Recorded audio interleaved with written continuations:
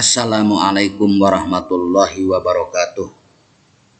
Bismillah walhamdulillah salatan wassalaman ala rasulillah wa ala alihi wa ashabihi wa man tabi'ahu ila yaumil qiyamah, amma ba'd. Para murid semuanya yang saya banggakan, semoga kita semua pada saat ini dalam keadaan sehat walafiat dan selalu semangat dalam menimba ilmu dalam rangka mencari ridho Allah Subhanahu wa Ta'ala dan menghilangkan ketidaktahuan yang ada pada diri kita. Juga kelak nanti kita dituntut untuk mampu mengamalkan apa-apa yang telah kita ketahui, baik diamalkan oleh diri sendiri maupun disampaikan kepada orang lain. Untuk pertemuan kali ini sebagai materi tambahan, yaitu saya akan menyampaikan tentang penciptaan alam semesta, bukti kekuasaan Allah Subhanahu wa Ta'ala.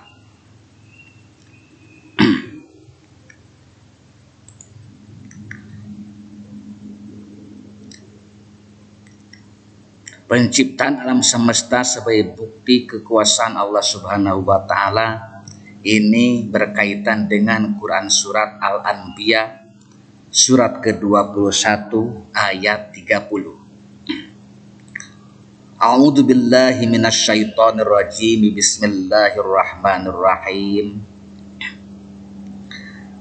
Alam yaral ladzina kafaru annas samawati wal arda kanata ratqan fafataqnahuma waja'alna minal ma'i kulla syai'in hayy afala yu'minun.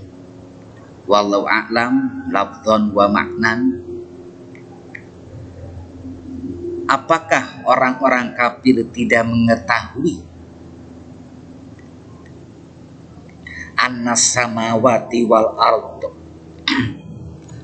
bahwa sesungguhnya langit dan bumi kanata ratqan fafataqnahuma, keduanya dahulunya menyatu, kemudian kami pisahkan antara keduanya. Waja'alna minal ma'i kulla syai'in hayy, dan kami jadikan segala sesuatu yang hidup berasal dari air. Afala yu'minun, maka mengapa mereka tidak beriman?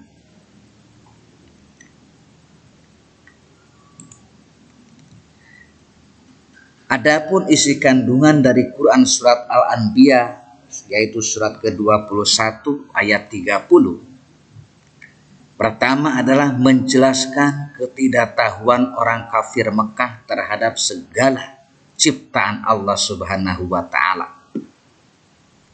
Kemudian menjelaskan bahwa langit dan bumi dahulu merupakan dua benda yang menyatu. Kemudian Allah Subhanahu wa Ta'ala memisahkan keduanya. Selanjutnya menyindir orang-orang kafir yang tetap tidak beriman, padahal semua telah dijelaskan dan diperlihatkan tanda-tanda kekuasaan Allah Subhanahu wa Ta'ala. Ini secara singkat isi kandungan daripada surat Al-Anbiya ayat 30.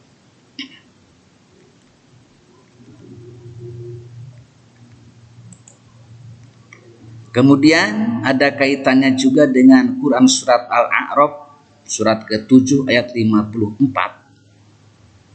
A'udzu billahi minasyaitonir rajim. Bismillahirrahmanirrahim. Inna rabbakumullahu alladzi khalaqas samawati wal arda fi sittati ayyamin tsumma stawa 'alal arsy yughsil lailan nahara yatlubuhu hasisan wasyamsa wal qamara wan nujuma musakhkharatin bi amri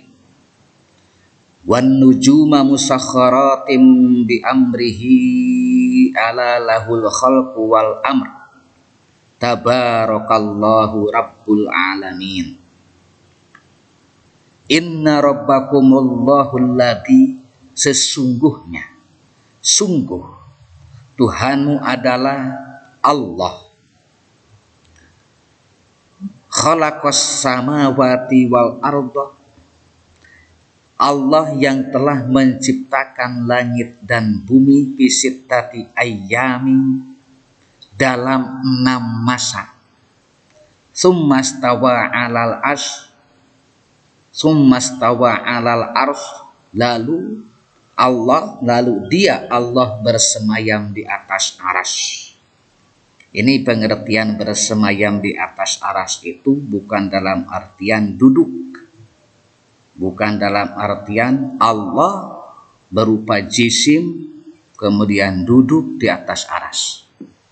Ini nanti lebih lanjut akan dibahas pada pembahasan secara khusus tentang istawa alal arsy, supaya tidak terjadi kegagalan paham. Yughsil lailan nahara yatlubuhu hasisa, dia itu Allah menutupkan malam kepada siang yang mengikutinya dengan cepat.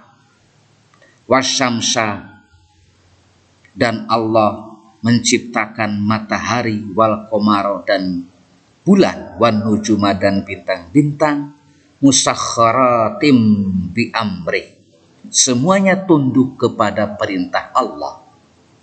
Ala lahul khalqu wal amr, ala ingatlah, lahul khalqu wal amr, segala penciptaan dan urusan menjadi hak Allah. Lahu, hak Allah, al khalqu wal amru, segala penciptaan dan urusan. Tabarakallahu rabbul alamin, maha suci Allah, Tuhan seluruh alam.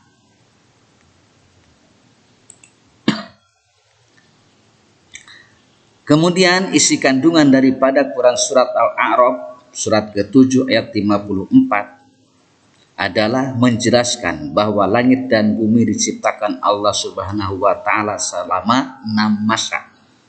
Allah Subhanahu wa taala bersemayam di atas arasnya. Sekali lagi, bukan dalam artian Allah duduk di atas singgasana di atas aras. Untuk ini nanti ada pembahasan secara khusus supaya tidak terjadi gagal paham. Kemudian Allah Subhanahu wa taala menciptakan malam, siang, matahari, bulan, dan bintang-bintang. Apabila Allah Subhanahu wa taala menghendaki sesuatu, cukup mengucapkan kun, maka yang dikehendaki akan terjadi. Selain benda-benda langit, terdapat juga laut, hutan, gunung, dan lain sebagainya yang merupakan ciptaan Allah Subhanahu wa taala. Kemudian untuk tajwidnya, di sini yang dimasukkan tajwidnya itu adalah tentang bacaan gunnah. Yang mana gunnah itu artinya adalah secara bahasa dengung, artinya itu dengung. Sedangkan secara istilah yaitu apabila terdapat huruf nun bertasdid atau mim bertasdid, maka dibaca gunnah dengan panjang 2 harokat. Seperti contoh di bawah ini, summastawa inna rabbakum didengungkan. Durasinya yaitu 2 harokat, 1 alif.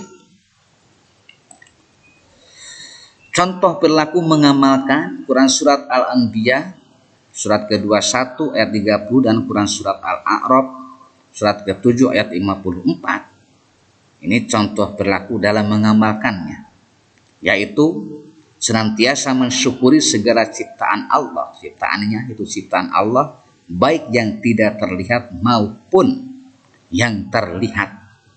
Selalu mensyukuri, sebab semuanya baik yang terlihat maupun tidak terlihat, semuanya dapat dirasakan oleh kita.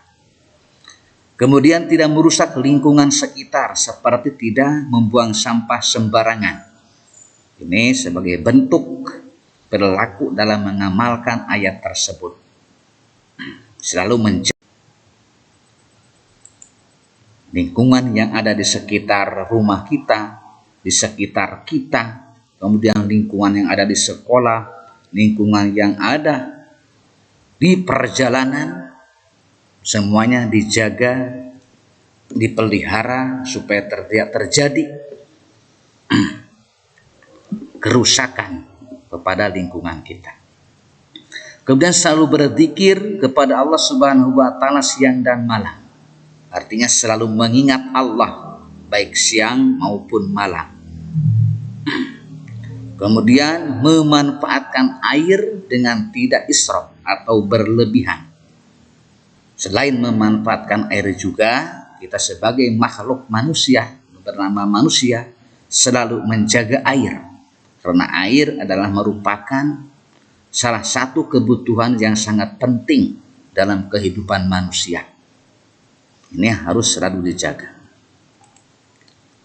Terima kasih, semoga apa yang saya sampaikan bermanfaat bagi kita semua.